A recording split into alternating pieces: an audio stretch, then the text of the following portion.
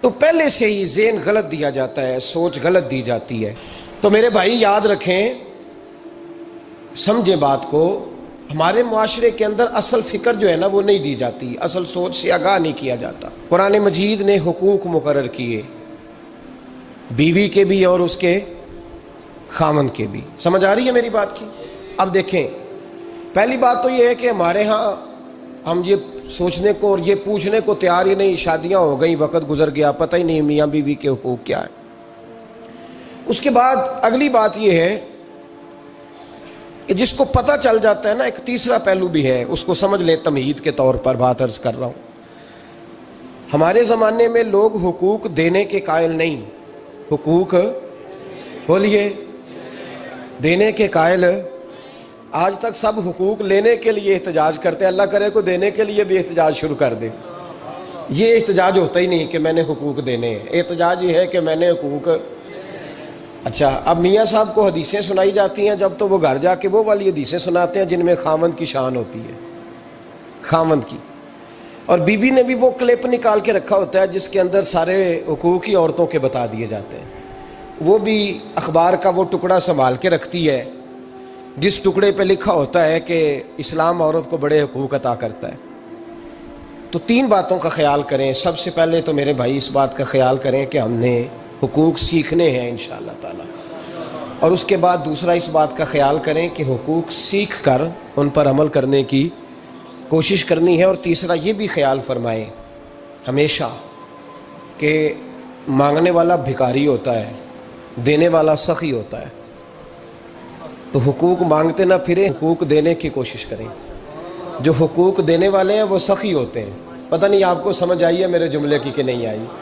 حقوق دینے والے، مانگنے والے، تو بھکاری بن کے نہ پھریں کہ میرا حق مجھے دے دو، بلکہ سخی بن کے پھرو کہ میری خیر صلاح ہے، آؤ جس نے حق لینا ہے میں سب کے حقوق ادا کرنے کو تیار ہوں۔ سخی بن کے وقت گزاریں، بھکاریوں کی طرح نہیں گزاریں۔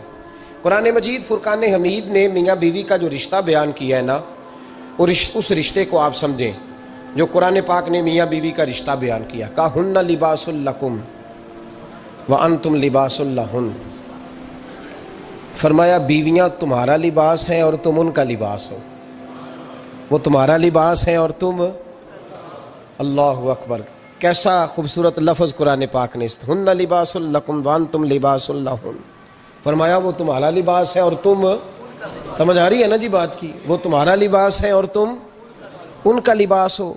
تین خوبیاں تو ہر لباس میں ہوتی ہیں، تین چیزوں کے لیے لباس پہنا جاتا ہے، تین چیزیں، تین قسم کی آسائشیں لباس میں پائی جاتی ہیں، اس پر تو تمام مفسرین کا اتفاق ہے۔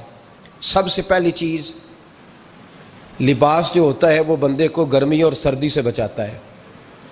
سخت سردی میں لباس لے لیں تو بندہ سردی سے بچ جاتا ہے۔ اس کا مطلب یہ ہوا کہ میاں بیوی ایک دوسرے کا لباس ہیں۔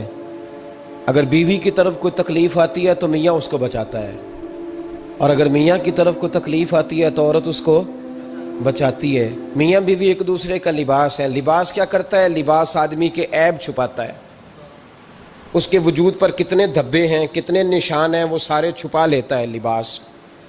میاں بیوی ایک دوسرے کے عیب چھپانے والے ہوتے ہیں، عیب بتانے والے، رونا رونے والے نہیں ہوتے کہ بی بی جب بھی میکے گئی اس نے جا کے رونا شروع کر دیا، اتنی میں تانگو دوسرا ہے ہی کوئی نہیں۔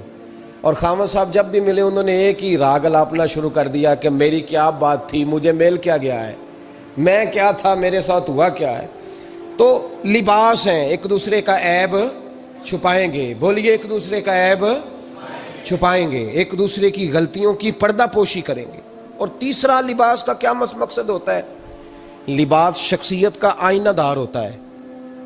لباس آدمی کی اچھی اور خوبصورت طبیعت کا حصہ ہوتا ہے۔ جو لباس ہوتا ہے وہ انسان کو زینت بخشتا ہے، خوبصورت کر دیتا ہے۔ داڑھی والا آدمی ننگے سر پھرے تو خوبصورت نہیں لگتا، ٹوپی پہن لے تو بڑا پیارا لگتا ہے، ٹوپی پہنے تو بڑا، اور اگر امامہ باندھ لے تو نور نالا نور ہونا شروع ہو جاتا ہے۔ اللہ کرے آپ خوش ہو جائیں، آمین تو کہہ دیں، اور اللہ کرے فجر کی نماز آپ امامہ باندھ کی پڑھ لیں، آمین تو کہیں۔ چلو کوئی جنہ دی داڑھی نہیں انہوں نے رکھنی چاہیے، جنہ دی نہیں انہوں نے موضوع نہیں تھا پر ہماری بھی مجبوری ہے، داڑھی آ ہی جاتی ہے، ہر موضوع میں شامل ہو جاتی، رکھنی چاہیے۔ سب یاد رکھیں، لباس آدمی کو زینت دیتا ہے۔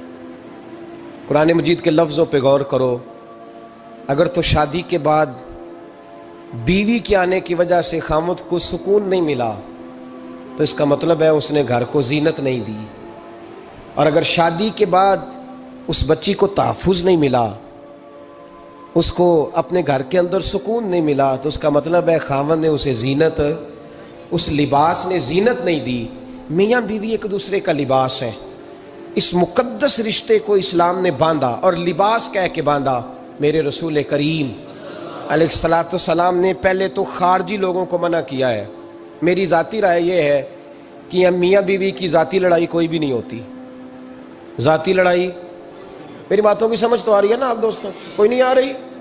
اللہ جزا دے آپ۔ میاں بیوی کی ذاتی لڑائی کوئی نہیں ہوتی، ہوتا پتہ کیا ہے؟ لڑکے سے پوچھیں کہ بتائیں جناب کیا حال ہے، تو کہتے ہیں بیوی میری صحیح ہے، اس کے گھر والے نہیں صحیح۔ سنا ہے آپ نے بھی کبھی یہ لفظ؟ تو اسی طریقے سے اگر لڑکی سے پوچھیں کہ تیرا کیا حال ہے، تو کہتی ہے خامن تو میرا دھیان رکھتا ہے، اس کی اماں نہیں خیال رکھنے دیتی۔ تو لڑائی جو ہوتی ہے وہ تیسرے آدمی کی وجہ سے ہوتی ہے۔ تیری اماں آئی تھی تو اس طرح کہہ گئی، تو تیرا بھائی آ گیا تھا تو وہ یہ کہہ گیا، تیسرے فرد کی وجہ سے۔ میرے نبی کریم علیہ الصلوۃ والسلام نے تیسرے بندے کو سمجھایا ہے، تیسرے فرد کو حضور نے سمجھایا ہے۔ نبی پاک علیہ الصلوۃ والسلام نے فرمایا خبردار، ماں، بھائی، بیٹا، باپ سارے لحاظ کریں، بسنے دیں میاں بیوی کو۔ اگر شادی کر دیا تو ان کو سکون سے رہنے دو۔ تم دو جملے کہہ کے چلے گئے، کوئی عیب نکال کے جو چھپا ہوا تھا خاوند کی نظر میں وہ نکال کے بتا دیا کہ تیری بیوی یہ کام بھی کرتی ہے، اب تم تو ہٹ گئے وہ بات کہہ کے، اب انہوں نے اکٹھے رہنا ہے، ان کی زندگی مصیبت کا شکار ہو گئی، آزمائش میں آ گئے وہ دونوں، ساری زندگی کڑتے رہے۔ ایک عیب نکال کے لڑکی کے گھر والے لڑکے کا اسے بتا کے چلے گئے تیرے خامد میں یہ عیب پایا جاتا ہے، وہ ساری زندگی کڑتے رہیں گے، تکلیف میں رہیں گے، انہوں نے تو اکٹھے رہنا ہے۔ بتانے والا چلا گیا۔ میرے رسول کریم صلی اللہ علیہ وسلم فرماتے ہیں لعنتی ہے وہ شخص، لعنتی، لعنتی ہے وہ شخص۔ یا رسول اللہ کون سا؟ فرمایا جو بیوی کو مرد کے خلاف اکساتا ہے اور مرد کو بیوی کے خلاف اکساتا ہے، وہ لعنتی ہے، ملعون ہے، رحمت الہی سے دور ہے وہ شخص۔ انہیں قریب کرنے کی کوشش کر، تو ان کے اندر محبت پیدا کرنے کی کوشش کر۔ میرے نبی کریم علیہ الصلوۃ والسلام نے جب حضرت سیدہ فاطمہ الزہرا رضی اللہ تعالی عنہا اور جناب سیدنا علی المرتضیٰ رضی اللہ تعالی عنہ کی شادی کی تو نبی پاک نے دونوں کے سر جوڑے اور دونوں کے درمیان محبت کی دعا فرمائی، دونوں کے درمیان محبت کی دعا فرمائی۔ اور نبی پاک صلی اللہ علیہ وسلم حضرت فاطمہ کے سامنے جناب علی کے فضائل بیان فرماتے، اور جناب علی آتے تو نبی پاک فرماتے فاطمہ تو میرے وجود کا حصہ ہے، وہ تو میرے جگر کا ٹکڑا ہے۔ تو ان دونوں کے درمیان الفت پیدا، یہ سب سے پہلے تو خارجی لوگ اس بات کا خیال کریں، سب سے پہلے تو خارجی لوگ خیال کریں، توجہ دیں، ان کو بکھرنے سے بچائیں۔ اب میاں بیوی بھی سمجھ لیں کہ ہماری ذمہ داریاں کیا ہیں۔ مسند امام احمد بن حنبل میں حضرت ابو درداء رضی اللہ تعالیٰ عنہ سے حدیث مروی ہے، نبی کریم صلی اللہ علیہ وسلم کی بارگاہ میں ایک خاتون نے آ کے عرض کیا یا رسول اللہ صلی اللہ علیہ وسلم مجھے بتلائیے خاوند کا حق کیا ہے۔ یہ جو حدیث سنانے لگا ہوں نا، یہ بیٹی کو سنانی ہے، جا کے یہ ٹیلی فون کر کے بہن کو سنانی ہے، صرف بیوی کو سنانے کی نہیں ہوتی یہ چیزیں۔ یہ حدیث بیٹی کو سمجھائیں، بہن کو سمجھائیں، ان لوگوں کو سمجھائیں تاکہ، اور یہ یاد رکھیں خاوند کے حقوق، خاوند کے حقوق اگر بچی کے گھر والے اسے سکھائیں نا تو اس کی سمجھ میں جلدی آ جائیں گے، اور بیوی کے حقوق اگر خاوند کے گھر والے اس کو سمجھائیں تو اس کی سمجھ میں بات جلدی آئے گی، وہ خیر خواہ سمجھتے ہیں اپنے رشتہ داروں۔ یہ والی حدیثیں ان لوگوں کو سنانی چاہیے جن لوگوں کا بچہ ہے یا بچی ہے، متعلقہ آدمی حقوق بیان کرے۔ جب متبادل چیز کسی کے سامنے آتی ہے تو وہ کئی دفعہ سمجھتے ہیں کہ خلوص اس میں پورا نہیں پایا جاتا۔ حضرت ابو درداء رضی اللہ تعالیٰ عنہ فرماتے ہیں ایک خاتون حضور کی بارگاہ میں آئی، عرض کرنے لگی یا رسول اللہ صلی اللہ علیہ وسلم میں نکاح کرنا چاہتی ہوں، شادی کرنا چاہتی ہوں، مجھے بتلائیے خاوند کا حق کیا ہے، اگر تو میں ادا کر سکتی ہوں تو میں نکاح کروں ورنہ میں اس کام سے بچوں۔ میرے نبی کریم علیہ الصلوۃ والسلام نے فرمایا بی بی اگر خاوند کے ناک سے رینٹ نکلے، ریشہ نکلے پیپ بہے اس کی ناک سے اور بیوی اپنی زبان سے وہ صاف کر دے تو پھر بھی اس کا حق ادا نہیں ہوتا.